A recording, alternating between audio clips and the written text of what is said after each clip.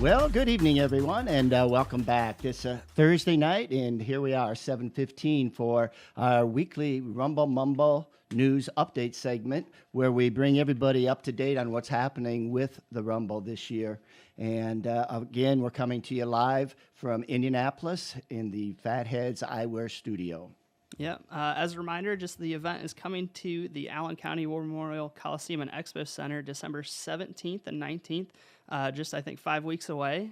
So Rumble 23 is taking on a new look due to some COVID restrictions. I think we have a graphic of that to show you. So how's the process of dealing with that?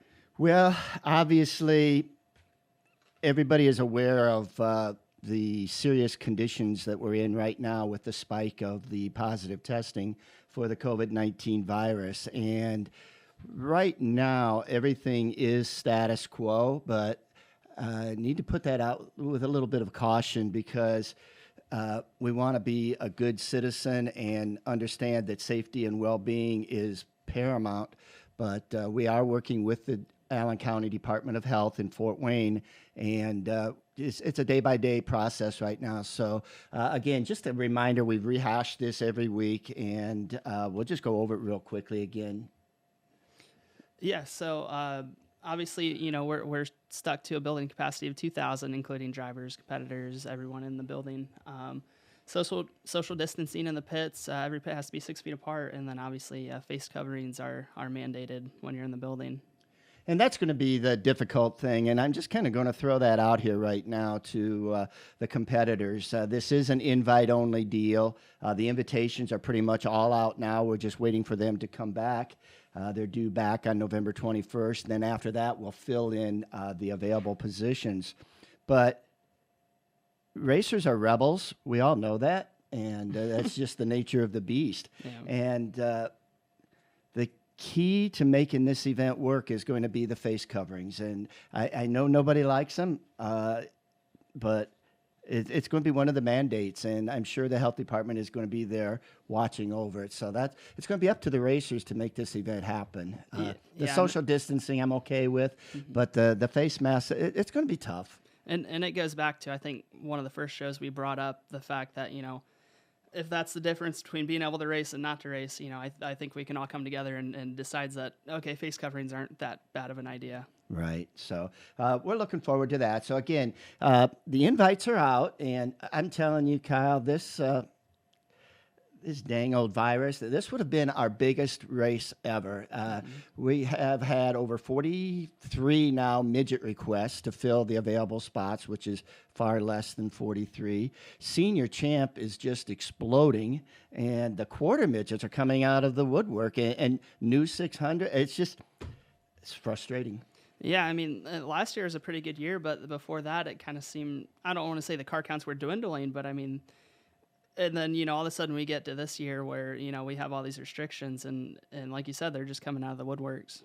So the biggest question coming out from the fans, and it's frustrating to them, is we made the announcement last week that the building is going to be basically similar to what we did at Eldora this year. It's going to be considered a non-spectator event. It's going to be, the whole building is going to be at the pit area, so it's going to be a pit pass only event, and the teams with their pre-entry have the option to pre-purchase 5 pit passes, and then once we get past the deadline, the available number that remains will be put either online. I'm not sure how we're going to do that. We'll get it on the social media here, and we'll give you those handles in just a moment. But we are going to keep around 450 pit passes for the general public to buy, but knowing that it is a pit pass. And so look forward to that. And we have agreed upon a live streaming service. I think you're going to be really excited about that. I can't release the details yet. So you'll be able to be there, but not be there. Yeah, we're working on the social media. I think we get probably at least one comment every day asking us to put the Rumble on live stream. So I'm pretty excited to finally actually offer that this year. And speaking of our social media, We got it up right here. Rumble in Fort Wayne, pretty much on all of them except for our Twitter, which is just Rumble Fort Wayne. So just stay up to date on those. That's where we release most of our information, and then obviously our website as well at rumbleinfortwayne.com.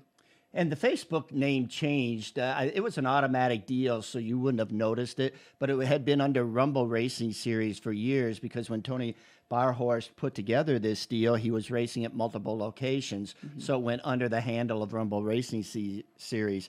But to make everything consistent, we went to the Rumble in Fort Wayne. And so with everything that's going on with the COVID-19 and Governor Holcomb's restrictions yesterday and Governor DeWine's in Ohio, I encourage you, get those handles and put them on your favorites list because that's where you're going to find out what's going on with everything. Yeah. So obviously a lot of restrictions, but we're still moving forward as planned as of right now. So make sure you guys get your racer rates at the hotels, before the deadline comes up. The Hyatt Place, Ramada Plaza, and the Holiday Inn, which is just right across the street. Right. And as we mentioned, they are working with us as everybody is. And if you go ahead and make your reservations now, they will not hold you to them if the event should happen to get canceled. So go ahead and get those done and make sure you get your room. Even with the capacity of 2,000, that's going to fill up the available rooms pretty quickly, and you don't want to miss out getting to your favorite location.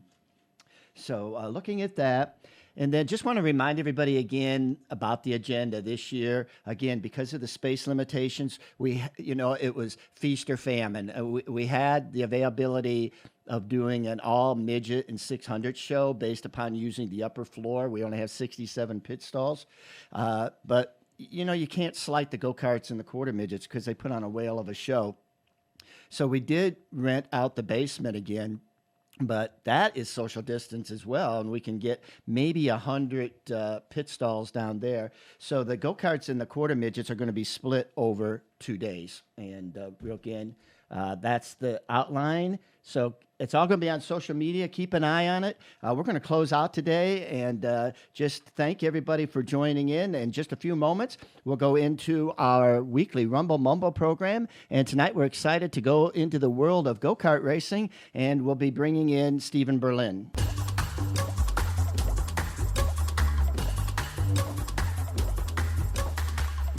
Well, good evening, everyone, and here we are again at the Fatheadz Eyewear Studio in Indianapolis. If you were with us a few moments ago for the Rumble News Update, thanks for staying in. If you just joined in, thanks for joining us tonight on week number 7 of the Rumble Mumble. Yeah, so that means we are only 5 weeks away from move-in day, December 17th, and then 2 full days of racing, December 18th and 19th at the Allen County War Memorial Coliseum. So huge shout out to Jason Deach, Trailer Sales coming back on board as a presenting partner. And like I said, 5 weeks. Yeah, time just doesn't stand still. We're not going to waste much time because we have a lot of questions and conversations to go over with Stephen, but just rehashing a couple quick things. We are watching the guidelines that Governor Holcomb came out with yesterday and how that will affect the Rumble in Fort Wayne. So keep an eye on social media. We all know that it's an invitational event. The invitations are out. We do know that there's building capacity and there are restrictions that we're going to have to live by. Ticketing, it's going to be in a Rumble pit only, so there really won't be any online ticketing, but how you can get those pit passes will be detailed after the November 21st deadline. So the invites are out. Yeah, so you mentioned the invites, and one of the drivers that has accepted and received his invite is our Rumble Mumble guest, Stephen Berlin of Elyria, Ohio. Hey, everybody. Stephen, how's it going? Good. How you doing over there? Are you in Elyria tonight, or are you up over in Grafton? I'm at my parents' house in Grafton. Oh, good.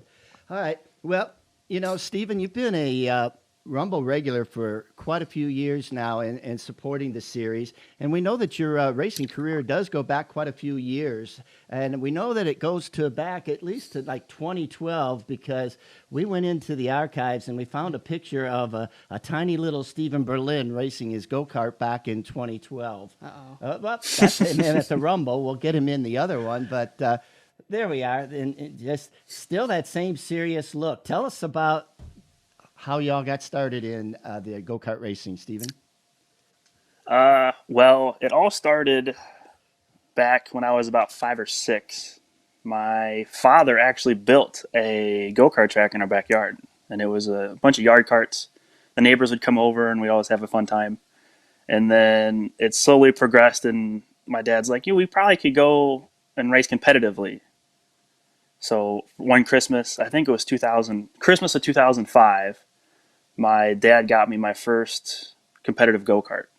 And then I started racing Barberton in 2006.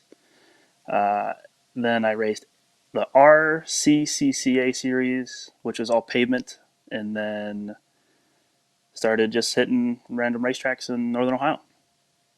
And I know one of the series that you did real well with, and Tommy and Shelley Briggs put together the Young Guns series, and that took you all around, quite a few new tracks. Yeah, the Young Guns actually definitely broadened my racing experience. I've only raced one dirt race ever before I started racing the Young Guns. And transitioning from racing national asphalt pavement series to dirt go-kart tracks was a huge transition. And I was racing against the likes of Zach Schaefer, Ben Worth, Tyler Street, Cole Robertson. And they really showed me the ropes of dirt go-kart racing. And then that progressed for a few years. And they also hit a few pavement tracks as well. But that definitely opened my eyes to dirt racing. And then I fell in love with it.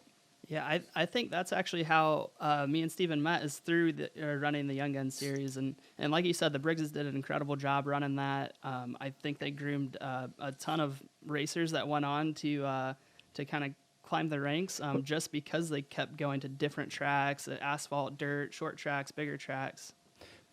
So, if you're just joining in, we're with Stephen Berlin, and he races the go-kart division at the Rumble in Fort Wayne and all throughout the Midwest. Also been getting into some road racing and everything. But, Stephen, you run, some people don't understand go-karts, but you run what is called a senior champ, or more commonly called a caged kart. So, what are the differences maybe between the caged karts versus the more traditional flat karts? The cage karts or champ karts, they actually obviously have the roll cage that goes over the driver. We're strapped in with at least a 4-point, more commonly a 5-point harness. The wheelbases are about 2 inches longer, and the overall total weight of the driver and kart is on average 50 pounds heavier. We're at 425 pounds, and the heaviest flat car class, if I believe at the Rumble, is 400.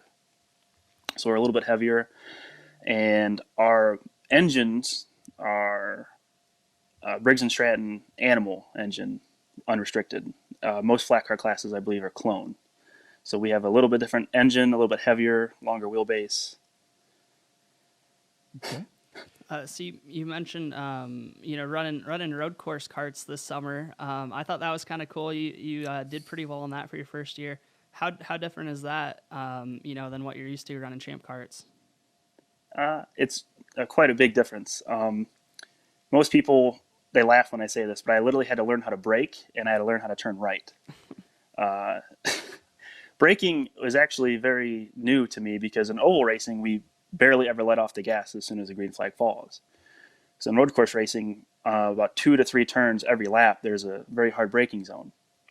So learning how to apply the brake pressure and not lock up the rear tires and actually learn to use the brake to turn the go-kart was very challenging. And turning right is a little weird to me because just the weight of my body, I'm normally used to using like my muscles to lean me to the right side of the seat. And then turning to the right, I always get thrown to the left. And it was mentally, it was a big transition, bigger than I thought it would be.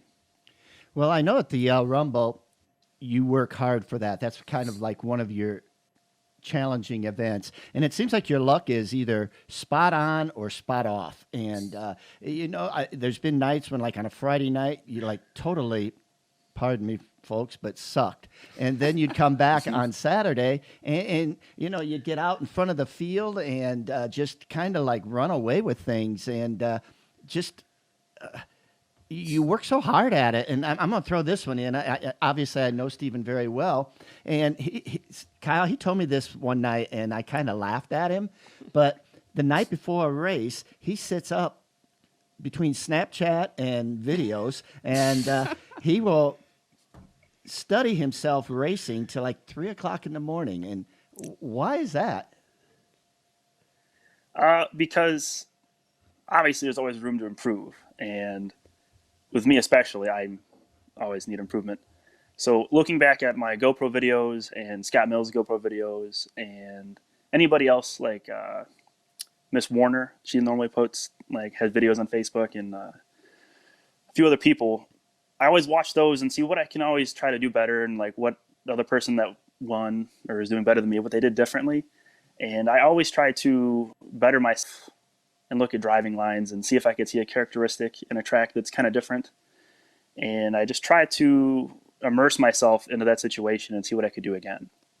Well, don't let Steven fool you. I think most of that time he's definitely on Snapchat, maybe a little bit less to studying, but I definitely, I do that a lot too. I'll watch, if I go to a new track, I'll watch GoPro videos, but one of the challenges I have is like kind of ciphering through. A lot of times people that upload their GoPro videos to YouTube maybe aren't the best drivers. How do you cipher that out, and how do you pick up actual useful information? Well, when I'm trying to study the track for the first time and I find a YouTube video of a track, I normally try to pick up landmarks like where turns are and what like an eye marker to like turn in and braking and where apexes should be. And I try to get the camber of the corner and the banking and the characteristics of the racetrack. Mm-hmm. If it's my own video, I normally try to like look at my hands, if I could see my feet, try to see how my feet, if they're smooth or not, what I'm doing on the pedals, and then see if I could feel that the cart is moving a certain way or not. Actually, today, I'm on my way home from work, I was watching Scott Mills' video from, I think it was the April race of 2017. And I don't know why I started like 8th or 9th. And in the video, you could see me slowly but surely making my way up through the field. And I think I finished second that race. And it was really interesting for me to see from somebody else's point of view where I was faster than them and how I could carry speed out of the turn. For that particular race, you could see me actually drift into the turn at almost like a Formula drift car. And I could carry more speed in the center because I'm always pointed at the exit, and I can kind of drive straight off. And that's how I made most of my passes. But most of the time, like for the Rumble in Fort Wayne, it's just trying to get myself back in the visual of how fast everything happens and how quick my reflexes have to be, and just try to, like I said, immerse myself in the situation, because Fort Wayne is such a crazy experience that the first night, sometimes for me, it takes a little bit to get used to again. I need to bring that up, and that was one of the comments I was going to bring in reference to, having a good night, bad night. This year, with the unfortunate split where you only get to run one night, there's no room for error. So I think that, Stephen, the goal this year is less Snapchat and more video studies. Yeah, that's definitely true. With the one-night format, I'm for it because at least we get to race. It's some things that I think people can't really realize yet, is at least we're getting to race. But with the one-night format, I really like the fact that you can't really try anything one night and see if it'll like gain any speed. You just got to go off the old reliable notebook. And for me this year, I have a pretty good notepad. I'm thinking I'm going to do pretty good. But the one thing that I'm kind of concerned about is there's no Thursday practice to warm up. So it's basically, if I'm not mistaken, you basically show up, for us would be Saturday, and you just get in the swing of things. And That'll be pretty interesting, to say the least. We're going to see what happens. I'm going to try to get you guys ample practice because I know how critical it is. But we do have to, under the format this year, we have split the program where the go-karts and the quarter midgets will be running up until about 3:30 in the afternoon. And then around 4 o'clock, we bring in the 600s and midgets. And as Stephen said, he runs in the senior champ class, which will be running on Saturday, along with the 360 clone, the junior sportsman, and then the quarter midgets. 3 classes of them will be joining them in the afternoon. The light 160, the heavy 160, and the animal. I think you mentioned possibly not having practice, but one thing I thought was kind of cool about the NASCAR season, not having practice all year, I think that made the racing quite a bit better. And I think it really evened the field out. Do you think maybe that might translate over to some rumble karts? Maybe. For go-karts, our main source of handling is the tires. And the thickness of the tire is a big deal. The durometer, the softness of the tire is a pretty big deal. And to try to get that combo right by feature time is the biggest issue. With less track time for everybody, I think it's going to be more apparent the guys that have experience and know what they're doing and kind of can read the track and where it's going to go, I think will definitely have an advantage. But at least for this year, the amount of laps for any driver, for flat kart guys that try to jump in a champ kart or vice versa, that's obviously going to be down. So I think it's going to be a more level playing field for about everybody, which I'm definitely looking forward to. I don't know if you joined us in or the folks watching right now. Again, we're with Stephen Berlin driving a senior champ at the Rumble in Fort Wayne coming up December 18th and 19th. We talked about, of all years, why this had to be an invitation only, because I don't know if you heard me, Stephen, but right now I've had over 35 requests to fill about 20 positions. And it's just people that I've never even heard of that want to get into senior champ racing. So I think it is really on the comeback. Good. I know back a little while ago, we used to get like around 50, if not more, senior champs. And I think it was at times the biggest class of the Rumble, which was when I first started senior champ racing, the main reason why I wanted to go, because everybody was there. And then over the last couple of years, I think the car count kind of dwindled down. The speeds we obviously keep getting faster. That I think might turn a few people off.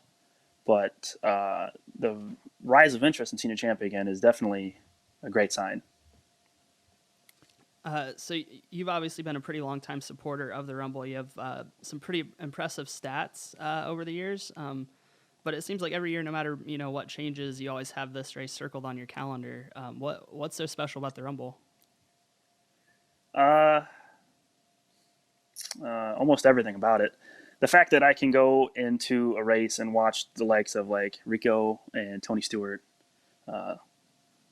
Swanson, the Hamiltons, some of my like more local short track guys like Joe Ligori,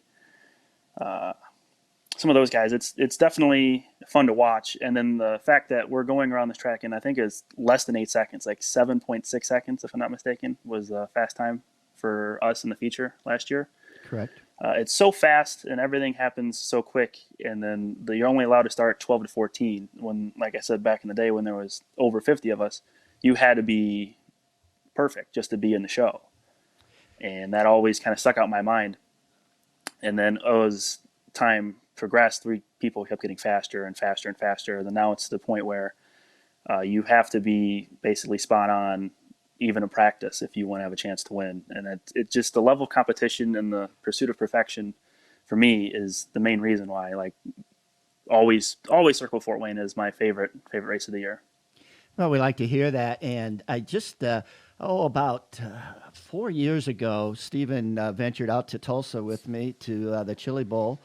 We were guests of Tony, and on the way back, in between all of his Snapchatting, he and I come up with this little race. Remember that one, Stephen, where it was kind of like it wasn't like a pole challenge, but I think we started out like with 8 carts, and then we went down to 4 carts, and then the top 2 challenged each other for the pole position or the first 2 spots. And Stephen was one of them that kind of came from the bottom rung up to the top. And I'm sure you remember that, Stephen, and the enthusiasm of the crowd was just crazy. Oh, for sure. I remember that pretty well. I think I started third or fourth of the second group, so I barely made it in the scramble, and then I finished second, which transferred me into the main one. And if I'm not mistaken, I was running. I think it was behind Kevin Wall, and I was trying everything I could to pass him with the limited amount of time I had. And then I remember actually coming out of turn 2 now, and I bicycled pretty bad. Like, I'm almost afraid if it was going to roll over. And I seen somebody in the stands, their eyes got like huge. And I don't know why, but it just kind of stuck in my mind. And then I saved it and I gathered it, and everybody passed me. And I think I started fourth in the feature. But that was definitely fun. Like, I heard the crowd actually gasp when that happened to me, and it was definitely different. So you were going in the corner. You were mid bicycle, and you chose to look out into the crowd at people's faces. Not necessarily.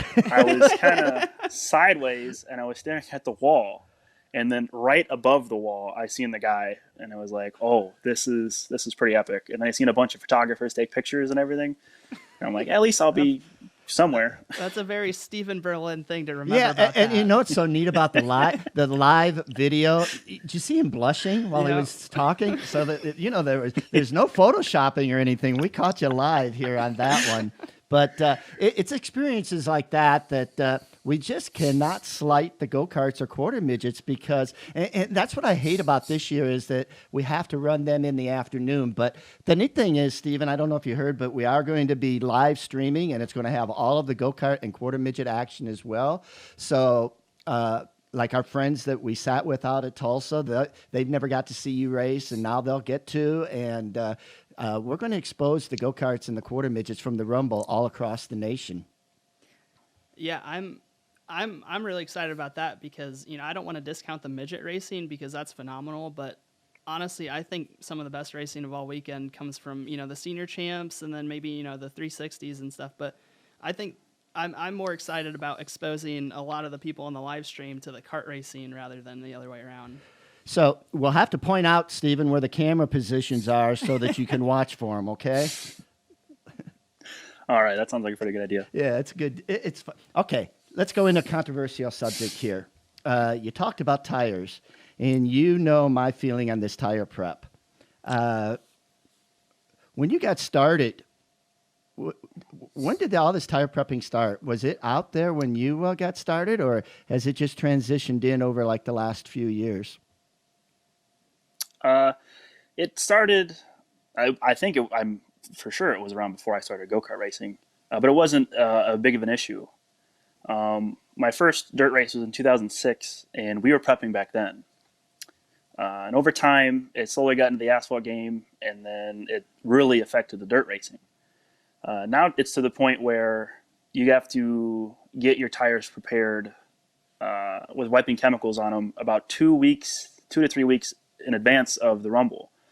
And I personally bring like 60 tires to the track. And each tire is a little bit different. Some are a little bit harder, a little bit thicker, a little bit thinner. And all that is trying to find the exact pinpoint set of tires that I want to run for the feature at the Rumble.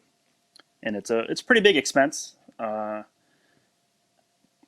Bringing 60 tires, if not more, is a pretty big expense. But that's what you got to do to be fast. So and I look on Facebook and watch some of these posts. People are putting them in their freezers. They're putting them in their ovens. I mean, all this to go race, isn't that a lot of effort? Yeah. Putting it in the freezer, that's more help shape the tire. You could actually shape the profile of the tire. Put it in the oven. That's basically to have the tire grow or shrink depending on if you have air in it or not. And then you take it out of the oven. If you're trying to shrink the tire, you throw it in a bucket of ice, like a cooler. And if you want it to grow, you actually put air to it to whatever desired size you want. And you hope the metal cords don't pop in the tire, which has happened to me a couple times. So we have the ice bucket challenge going for the go-karts. So, I swear this is the fastest 23 minutes in motorsports. So we're going to wrap this up pretty shortly here.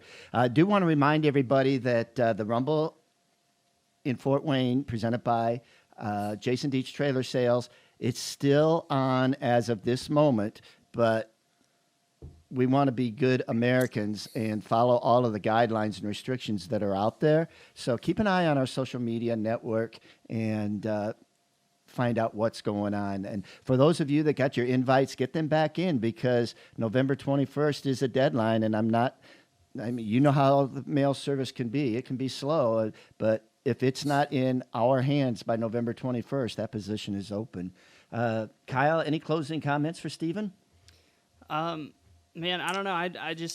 I know we talked a little bit this week, and you haven't gotten a haircut for I don't know how many months.